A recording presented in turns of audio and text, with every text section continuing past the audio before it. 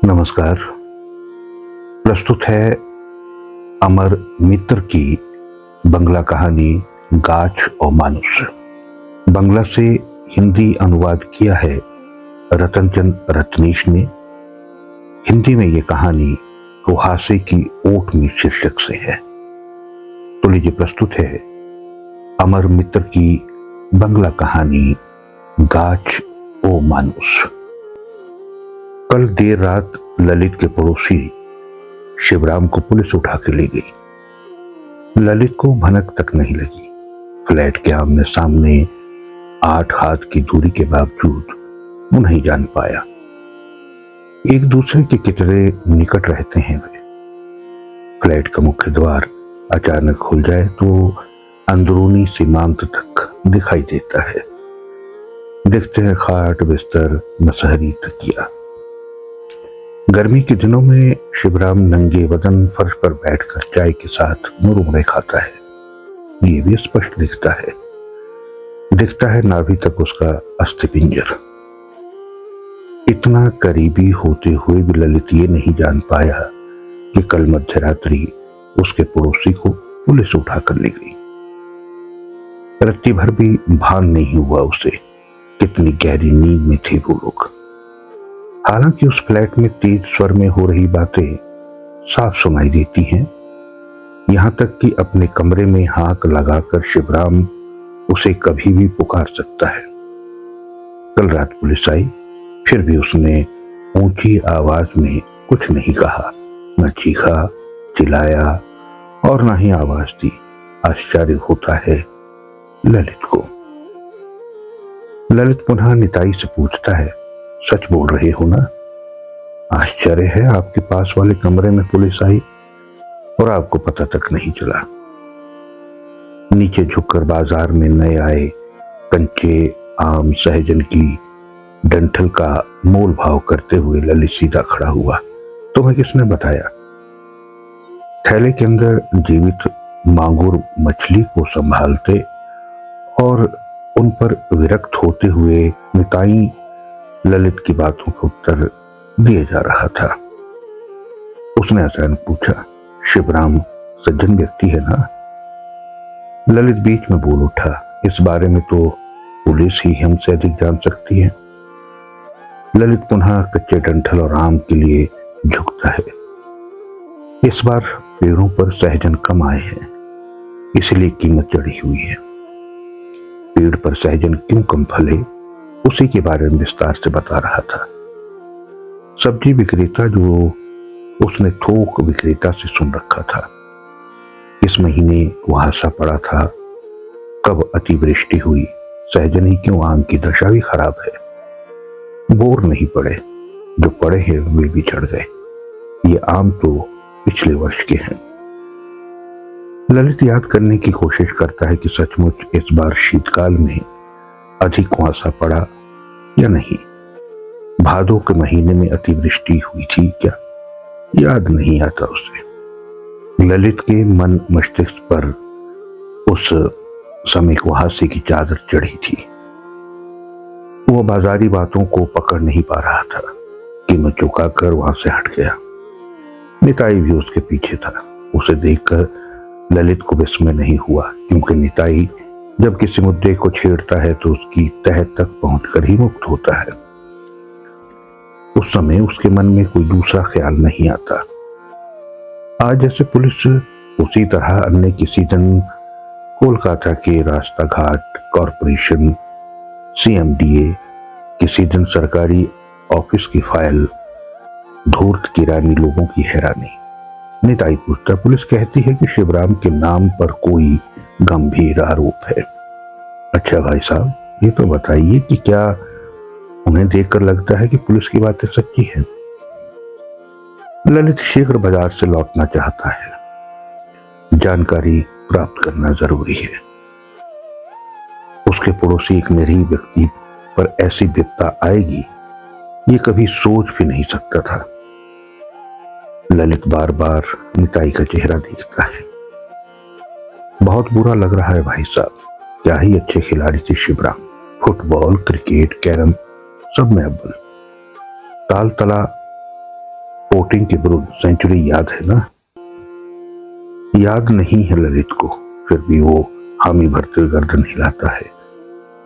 अन्यथा निताई उस खेल के बारे में विस्तार से बताना आरंभ कर देगा।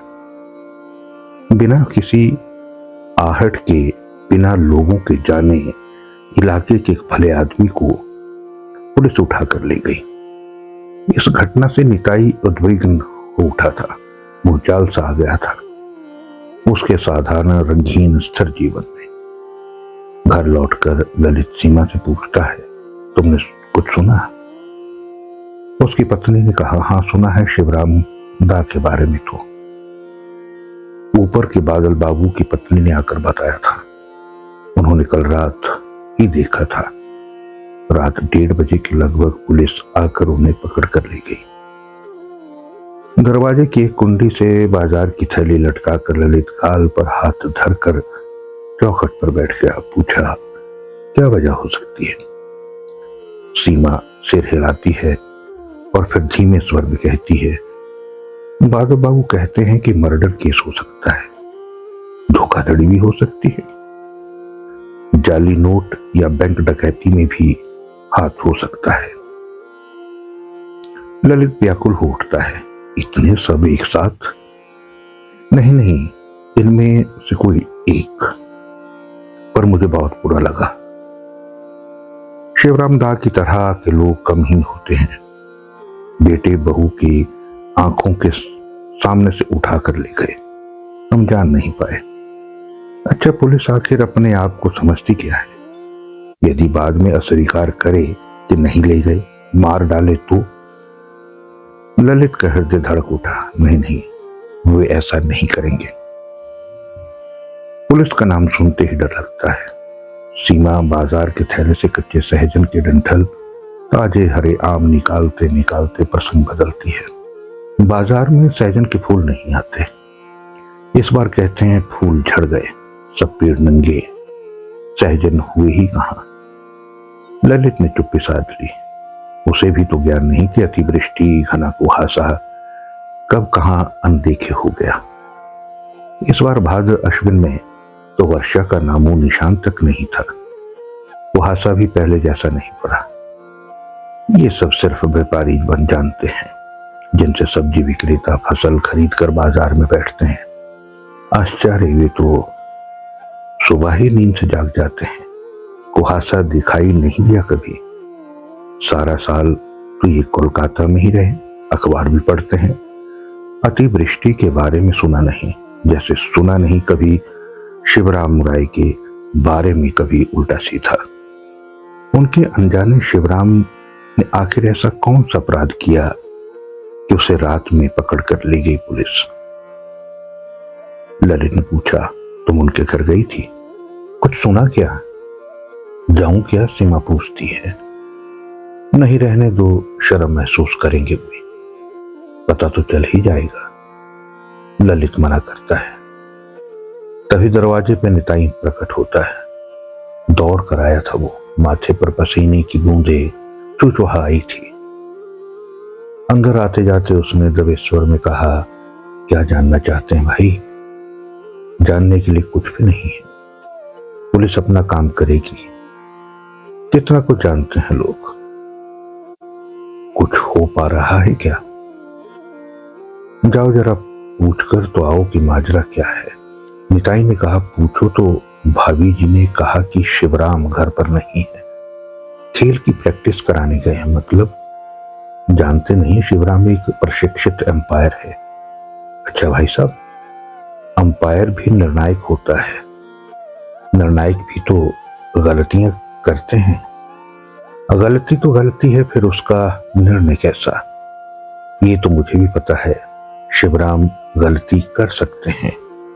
मान लीजिए गलत आउट दिया या सीधे रन आउट नहीं दिया तो इसके लिए निश्चय ही अरेस्ट नहीं होंगे। मुझे इतना बुरा लग रहा है, अंपायर को उठाकर ले गए। ललित सोच में डूबा हुआ था कि क्या करना चाहिए। निताई को साथ लेकर घटना के बारे में पूछताछ करे, पर अब तो वो उपाय भी नहीं। निताई से शिवराम की पत्नी ने झूठ कहा। झूठ इसी तरह बोलते हैं लोग। एम्पायरी करने गए हैं, इसका मतलब है कि सारा दिन लौटेंगे नहीं, ताकि कोई भी सारा दिन उन्हें ढूंढने न आए। निताई ने कहा, एक बार पता तो कीजिए, आप उनके पड़ोसी हैं, जरूरी भी है। सोच सोच कर दिमाग गर्म हुआ जा रहा है। कोई पत्नी को मारकर हिमालय जा रहा है और शिवराम का अपराध कहने को अंपायरी में गलत डिसीजन लेना, इसीलिए अरेस्ट। अच्छा भाई साहब, और कुछ कर सकते हैं वे? मां कह रही थी कि महंगाई की मार जिस तरह लोगों पर पड़ रही है, अभाव में मनुष्य कुछ भी कर सकता है। ललित मन ही मन सोच रहा था कि आज उसका सारा दिन निताई की बातें सुनते सुनते बीत जाएगा। किस तरह उसे टाला जाए। उसने कहा, हाँ महंगाई तो बढ़ी है, अभाव में वृद्धि हो रही है। क्यों हो रही है? कहीं कुआसा पड़ा था? जाने कब मूसलाधार वर्षा हुई थी इसलिए? रसोई से सीमा ऊंचे स्वर में कहती है, समझे निताई, यही अफवाह फैली हुई है, हम नहीं जानते, फिर भी हो रहा है। भाभी जी देखिए ना, मेरे ऑफिस के नन्नी मुखर्जी भी यही कहते हैं, सब धोखाधड़ी की बातें, कुहासा, फसल नष्ट, सब बकवास है। ललित ने पूछा, कौन नन्नी मुखर्जी? सेक्शन इंचार्ज, रिश्वतखोर है वो, बातें बनाता है। तुम रिश्वत लेते हो? लज्जित होता है निताई। नहीं भाई साहब, मुझसे नहीं हो पाता, जाने कैसा महसूस होता है। भले कोई न जान पाए, पर जिससे लूंगा वो तो जानेगा ही कि मैं चोर हूं। सड़क गली में मुलाकात होने पर सिर नहीं उठा पाऊंगा। हो सकता है किसी दिन मेरे बेटे के सामने ही कह दे, कितनी शर्म की बात होगी। अच्छा, थाने में पुलिस शिवराम के साथ मारपीट तो नहीं करेगी ना? ना, ऐसा नहीं करेंगे। ललित अचानक आतंकित हो उठा। लॉकअप में पुलिस कितना मारती है सो जानते नहीं भाई साहब, अखबारों में नहीं पढ़ते। तभी सीमा चाय लेकर कमरे में प्रवेश करती है। वे सब गरीब होते हैं, पुलिस गरीबों को देखते ही पीटना शुरू कर देती है। ललित सीमा की बातों से चौंक उठता है। वो आगे कहती है, पर हम भी तो अमीर नहीं हैं, शिवराम दा भी नहीं है। जिस कदर कीमतें बढ़ रही हैं, उसी तरह कुहासा, वर्षा, फूल और बौर झड़क जाने की बातें फैल रही है। इसके बाद हमें भी लॉकअप में पीट कर मारेगी निताई। ललित धीमी आवाज में पूछता है, थाने चले? निताई ने जैसे उसकी बात सुनी ही नहीं हो, बुड़बुड़ाते हुए कहता है, कुछ पैसे देने पर निश्चय कि नहीं पीटेंगे। निताई की बातों से सीमा का चेहरा थरथरा उठा। उसने कहा, महिला होती तो पैसे लेकर भी बर्बाद करके छोड़ते। किसी थाने में एक महिला को शाम के समय ले जाकर सारी रात उसकी बोटी बोटी की। पढ़ा नहीं था ये समाचार? इस बार ललित सीमा को धमकाता है, तुम चुप करती हो क्या? भाभी जी तो ठीक ही कह रही है भाई साहब, इस घटना को लेकर बंद तक भी हुआ था। मुझे इस बारे में बातें करना अच्छा नहीं लग रहा है सीमा। मेरे मित्र विजन के पिता को सारा जीवन पुलिस की नौकरी करके कुछ नहीं मिला, सर से पांव तक ईमानदार व्यक्ति थे, कभी अन्याय का साथ नहीं दिया उन्होंने। विपन हंसी हंसता है निताई। देखिए भाभी जी, मेरे मसूरे भाई भी वैसे ही हैं, बहुत आदर्शवादी, इसलिए हमेशा तबादले पर रहते हैं। इसी बीच 2 बार पूरा पश्चिम बंगाल घूम चुके हैं। मैं तो कुछ पुलिस वालों की बातें कर रहा हूं, सबकी नहीं। थाने में किसी काम के लिए जाइए, कोई आरोप लेकर जाइए, FRI दर्ज नहीं करते। यदि आपके परिचित किसी की हत्या हो जाए, बलात्कार हो जाए, तो भी बिना पैसे नहीं मानेंगे, बल्कि भनक मिलते ही पहले जाकर अपराधी से संपर्क साधेंगे। बलात्कार के मामले इसीलिए तो खारिज होते हैं। यही तो बाजार का हारू जो मछली बेचा करता था, मार मार कर उसके हाथ पांव तोड़ दिए। उसका अपराध यही था कि उसने थानेदार के सामने जुबान चलाई। थाने के बारे में सच उगला। अपाहिज हो गया है वो, कोई काम नहीं, दाने दाने को मोहताज है।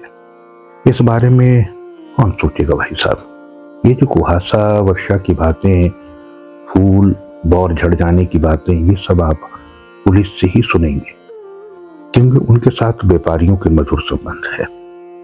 सेफ्टी पिन की कीमत तक हर दुकान में अलग अलग है। दूध मक्खन की बातें तो जाने ही दीजिए, पुलिस सब जानती है, कुछ नहीं कहेगी। कुछ कहेंगे तो पुलिस आपको ही शांति भंग करने के जुर्म में लॉकअप में डालकर पीटना शुरू कर देगी। बोले जा रहा था निताई, उसका समर्थन किया था सीमा ने। ना जाने कितनी बातें जानते हैं वो, कितनी ढेर सारी खबरें। बोलते बोलते दोनों की आंखें दप दप कर रही थी। वे एक के बाद एक घटनाएं सुनाए जा रहे थे। कोलकाता, सिंगूर, बांकुड़ा, पुरुलिया की खबरें। फ्लैट के लोगों को उठाकर ले जाएंगे तो रात में क्यों?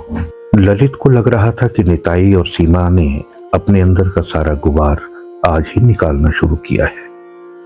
अपने आप को रोक नहीं पा रहे थे वे। ललित को बताए जा रहे थे, उसके अलावा और बोलेंगे भी तो किसे?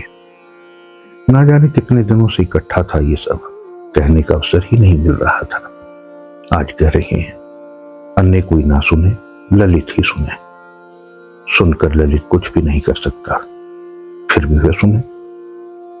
सुन सुनकर ललित थर थर कांप रहा था, जिस तरह पेड़ के पत्ते अनजानी हवा में कांपते हैं। कंपन सुनता है। सीमा और निताई उससे कहकर हल्का हो रहे हैं।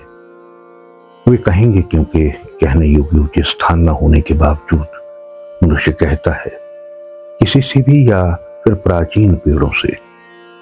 उपकथाओं के मनुष्य जिस तरह पेड़, नदी, पहाड़ सी गोपनीय बातें कहते थे, उसी तरह ललित से भी कह रहे थे वे। ललित मानो वो प्राचीन पेड़ हो, अपनी कोठरी में रख देगा सारी बातों को। बातें सुनकर पेड़ ने क्या किया था ये उसे याद नहीं। वो सिर्फ अनजाने हवा से कांप सकता है। पत्तों पर से ओस की बूंदें टपकाकर अंधकार में अश्रुपात कर सकता है। उसे अत्यंत कष्ट हो रहा था। श्रोताओं, ये थी अमर मित्र की कहानी गाछ और मानुस का हिंदी अनुवाद। कहानी आपको कैसी लगी जरूर बताइएगा। आज के लिए इतना ही, फिर मिलता हूं किसी नई कहानी के साथ। तब तक के लिए नमस्कार।